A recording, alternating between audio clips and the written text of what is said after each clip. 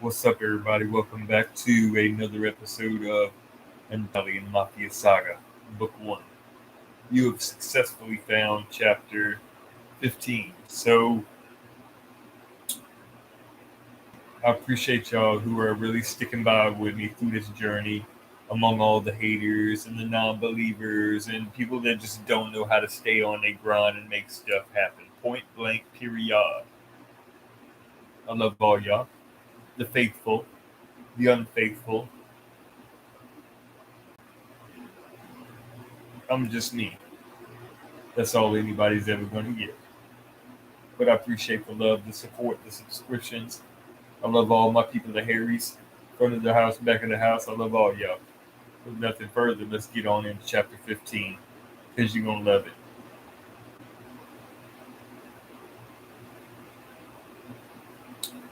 Chapter 15, October, November, 11/17/2022, Thursday, Donovan's 17th birthday. He was asleep in their bed after a night of really ferocious drunken sex with Heather last night. Donovan was sleeping so good he didn't realize what today is. Heather got up this morning while her boyfriend slept and began his birthday meal. Too late to be breakfast and not yet lunch. She made him lemon and garlic butter baked white fish fillets and sauteed asparagus recipe with pancetta and brought it to him in bed. With what more does Donovan love than her? A nice, cold, tall, frosty mug of pure orange juice. December is finally here. Heather and Donovan didn't care about who was going to the Super Bowl. The last 3 months had been quiet, full of study and mutual decision to go on with the vacation out of this country. But over the last 3 months, the couple went out to the casinos and clubs up and down the Vegas Strip. The two of them gambled, got drunk and club hopped, and lived it up in Vegas and got away with every bit of it. Don Torrio Cabrini gave Donovan a good deal for top of the line credentials for himself and Heather, license, passport for Heather, and 6 real international citizens driver's license for the countries of Russia, the UK, France, Germany, and India for them both. The Lovato Calson collaboration was set. Donovan, Donovan was set, but also Don Torrio Cabrini was a man that knew how to hustle. The other day, Wednesday, December 21st, the fashion show mall. Donovan and Heather spent about $85,000 apiece in clothing, fragrances, and jewelry that day. Then he bought his girlfriend a new red 1993 Ferrari 512 Testarossa for $379,900. His dad's unpaid debts had gone to the back of his mind. Donovan, you ever think about having kids? Heather asked, hinting. I haven't really given it a lot of thought, dollface, Donovan replied, holding her hands. It's not like we can't afford one. Heather playfully came in front of Donovan, took his other hand in hers, now holding them both. Besides, I love you. Look what we've been through together. And the last 3 months have been good for us, for everyone. Recovery. Will you please think about it? Donovan answered his girlfriend with one of those natural, spicy, and poisonous kisses that stole her breath upon contact. The two of them gradually made their way into McKay's Jewelers. Donovan was here to pick up the Neil Lane 1 3/4 carat diamond bridal set, heart round cut 14K white gold engagement ring, and the Leo Legacy 3 carat diamond wedding band Leo 1.5 carat round cut diamond 14K white gold band set. Say that 3 times really fast. I'm gonna go look around, babe, Heather said, then kissed Donovan and walked off to look around the store. Donovan paid for it all 2 days ago online, and now he's here to pick it up. He stepped to a female saleswoman. Hi, I'm here to pick up an online order. Name's Lovato. Will please hurry. Donovan said, then pointed to Heather. See her? That's my girlfriend, and she knows nothing about this. Don't take too long, please. I don't want her to see the bag. Gotcha. Be right back, the woman said, then rushed to the back. Donovan turned around to look at Heather, way over there looking at her pieces of jewelry.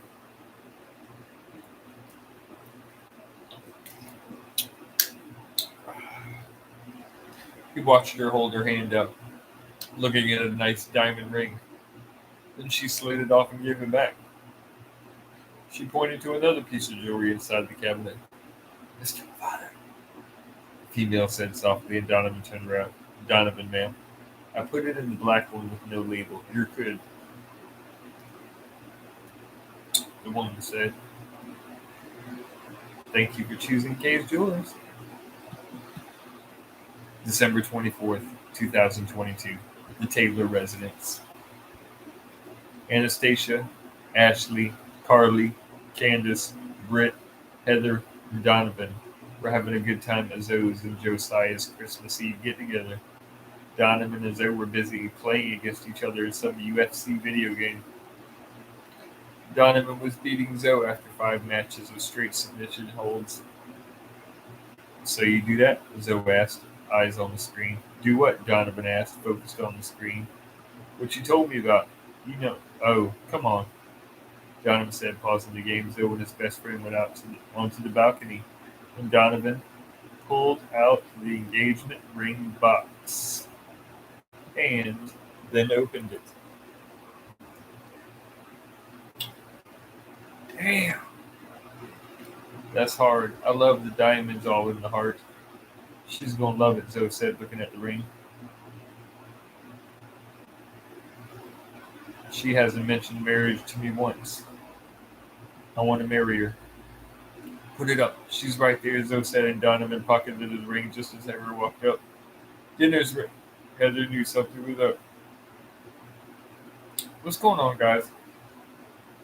The two men looked at each other, then at her again. Forgive me for smoking before I read this. I'm sorry. Nothing, dollface, Donovan replied, looking so guilty. Why would you think that? Whatever. I'm watching you, Heather said, and made a circular motion with her finger as she pointed at Donovan. Dinner's ready. The ladies teamed up and made the biggest Christmas dinner ever. A steaming golden turkey with stuffing, mac and cheese, mashed potatoes, steamed vegetables, pies, cakes, cookies, breads, candies, and all of it was so good. The conversations, the laughter, the night went on. The ladies wrapped the food and the men did the dishes. The Christmas tree was lit, the lights, the gifts under the tree. The two of them, Donovan and Heather, swaying slowly to Let It Snow by Boyz II Men. This was a family thing. Zoe's aunts and uncles, nieces and nephews, cousins. There were probably about 40 people here. The two of them were miles away, deep, lost in the outer space of each other's eyes. Britt was even dating Zoe. Go figure. Zoe's Donovan's best friend, so they were out there dancing as well. Merry Christmas, y'all, Heather said to the other three. Merry Christmas, Dollface. So, you too, Goofy, Donovan said, looking at Britt. You too, Dork. Zoe and Heather. Merry Christmas, Britt said. I never thought we'd be here. Not as Zoe's. But us, Heather said. I didn't either. First day of school, I saw you talking to Britt before the homeroom bell. I can't imagine you was with anyone else, Dollface. FBI agents David Tartani and Raymond Salters had no idea that Donovan went to New York City, and the bugs that were placed in the Anastasia Rochelle residence were useless since Donovan didn't live there anymore. They knew where he lives, what he drives, what he bought, and how he bought that condo. Heather's red 1993 Ferrari 512 Testarossa, and it's parked right over there in Josiah Taylor's driveway. The agents saw every teenager that entered that home, and then Heather Marie Carlson, who the FBI has previously identified as Donovan's girlfriend, drove up in that Ferrari, and Lovato got out of the passenger side door in a custom-made gray-vested peak lapel zoot suit. The unmarked SUV followed the Ferrari back to their condo, supposing that maybe the couple might go see some Mafia bosses along the way. But the feds called it a night, having gathered nothing of any actual value to their investigation.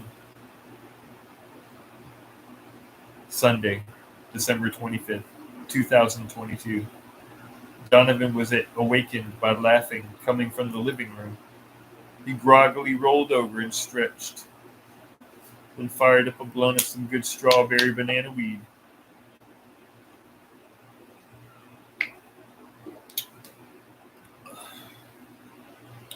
The smell filled the condo as Heather continued to watch A Christmas Story. She looked behind her as Donovan entered the kitchen with the blunt smoking away. He poured himself a good cup of hot coffee and then sat down next to his girlfriend, who was laughing at Flick. His tongue was stuck to the school flagpole, flailing his arms. "Good morning, baby," Heather said, then kissed him on the cheek and took the blunt. "Good morning. Merry Christmas, Dollface," Donovan replied. "This is their first Christmas together, and it's going to be one Heather will never forget." Heather made some fat omelets with everything you could think of, and then they spent the next 2 hours opening presents and laughing over conversations. Heather got her man some nice gold rings, clothes, and some expensive fragrances that smelled so damn good. Donovan got his girlfriend jewelry, designer clothes, and some special ladies' things for them both. He got her a red and black Roman numeral dial, woman's date just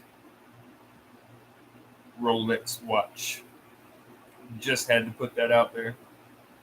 But there were three more Rolex watches, even more bezeled out than that one. But overall, the morning was nice, considering that Heather's now in her boyfriend's arms, slowly dancing to a Nat King Cole song. This was perfect. Heather laid her head on Donovan's shoulder as they slowly swayed back and forth to the music. Life went on outside. Theirs seemed to just stop. "Thank you for all those wonderful gifts, babe," Heather said, then kissed Donovan on the cheek. "Thank you for your gifts as well. But there's one more." "One more?" Heather asked, confused. "For you or for me?" "For you, Dollface," Donovan said, then went back to the bedroom, leaving his girlfriend with the blunt. Heather quickly looked around where her boyfriend was out of the room. She was curious about this. What was Donovan talking about? He said there's one more. One more what? Nothing looked out of the ordinary. She took another good hit, then Donovan returned to the living room with a small black bag. Heather wasn't looking. She was watching the movie when her boyfriend crept in and hid the box inside a large, stuffed unicorn that he was carrying over to her. "Donovan," Heather said, smiling at the large, huggable, stuffed white and purple unicorn with a short, violet-colored horn. She loved stuffed animals, but she also loves big banana nut bread muffins for breakfast. She just bought a 4-pack. "I'm hungry, babe. You good?" Heather asked. Stoned. "You just cooked," Donovan replied, and Heather let out her Jennifer Grey laugh. "Oh well, I want one of my banana nut muffins." Donovan watched Heather in her black micro thong and one of Donovan's big tank tops as she sat down and pushed her hair out of the way with that "you fucked me really good last night" stare, and took a small nibble of her muffin. He wondered if his girlfriend grabbed the right one. Heather offered her boyfriend a bite, which he declined. Then Heather took another bite and made a noise from biting down on something. Metal. Round, it felt like. She looked at Donovan with food and something in her mouth. Donovan watched his girlfriend pull the object out of her mouth. Look at it. Then she dropped her head and went to tears. Heather covered her face with both hands, having realized the surprise. Donovan hid the bag inside the stuffed animal, but he placed the ring inside a cupcake. "Heather," Donovan said as she shook her head no, red-faced and in tears. "Come on, Dollface." Heather dropped her hands and was a red-faced mess, but she watched as her boyfriend picked up and wiped off the diamond-filled, heart-shaped engagement ring. Then he dropped to both knees. Heather Marie Calson, Donovan asked, and Heather shook her head yes with her hands covering her mouth. My life with you has been far more adventurous than anything I've ever lived to tell about. But you've had my back, and you've shown me grace as a friend, a girlfriend, and now I'm asking you if you'll please be my wife. Heather threw her arms around Donovan's neck, then let out silent tears as he put the ring on her finger. She would never leave his side.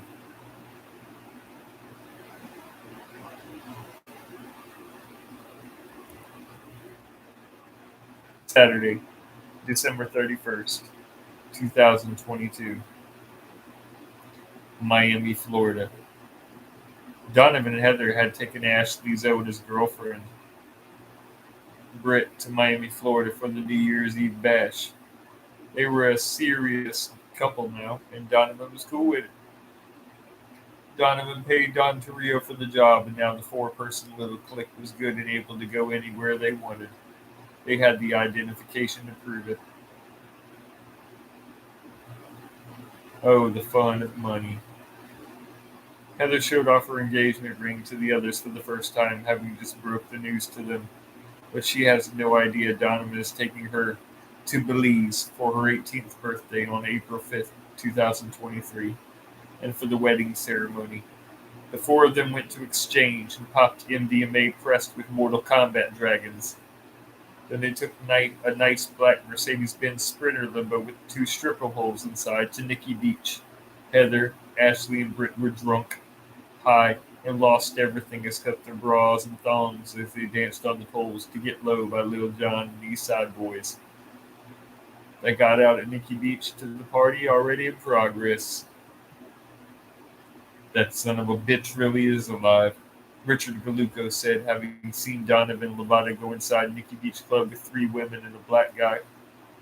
10 years ago, those two feds, Demores and Searing, made us leave the scene, Melvin Cole added. But I didn't know there were any survivors. Galucco looked at his accomplice. Not after that wreck. You saw the same motherfucking mess I did. And I damn sure didn't hear anyone screaming for help. Richard Galucco and Melvin Cole were the first two Las Vegas Metro police officers to arrive at the scene of the Bricks Lovato assassination in July of 2012. FBI agents Martino Demores and Donald Searing arrived only moments after these two cops, and before they could even radio for dispatch about the wreck on an empty highway, they were ordered to leave the scene. They've since retired from the force and are now hitmen for LA crime boss Marcosi Giovanni. He wants his money. They've been following this group of four all the way from Lovato's hotel room at the St. Regis Bow Harbor Resort, following that black Sprinter limo to and from exchange. There they are. The ball just reached 2023 in New York City, and there's all four of them right across the street in the parking lot of Nikki Beach Club. Melvin Cole made the call. Donovan was behind his fiancée about to get on when his phone rang. Private number flashed on the screen. Donovan answered anyway. Hello? Donovan Lovato. 10 years ago, we rolled up on the scene of your parents' murder, the deep male voice said, and Donovan took his foot off the step. Those two Las Vegas Metro cops. I saw you both. Donovan started to walk away. Donovan, get your ass in here, a drunken Brit called, and Donovan looked back at her. Heather got out of the Sprinter and jogged a short distance to her boyfriend. She knew by the look. We've been on your tail since we found out you were here. So do we have your attention now? The voice said. We can see you with your pretty little girlfriend there. So your dad's got some unpaid debts he left behind. You better watch your ass, Lovato. The call ended.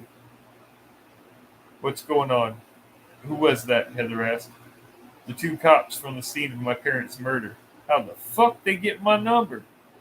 Donovan said, then paced, not knowing what to do. They can see us right now. Wait, what? Heather asked. Yeah, one of them just said they can see me over here with my pretty little girlfriend. Let's just go. Donovan said. Thank you for listening. Thank you for watching. Thank you for your support. Now, if you excuse me, I'll be back after break time with chapter 16. Holla. I love y'all. I'm out.